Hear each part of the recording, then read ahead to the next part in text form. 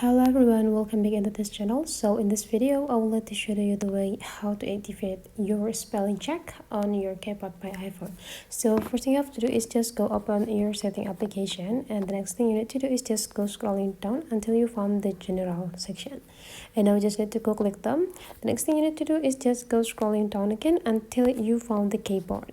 And after you got them, you just need to go click it, and you just need to take a look on the box over here. This is the first box, the second box, and the third box. So the third box is complete option to set your keyboard, and you will see that the three line before the last positions on this box, there will be like check spelling. So you just need to go click it to turn it on, and now you already got the spelling check on your keyboard available or turn it on, so you can use or you can type confidently with other language, because the keyboard will help you later. So that is the way how to get the spelling check on your keyboard. Hopefully this tutorial today is useful for you. Thank you for watching, and I'll see you for the next tutorial.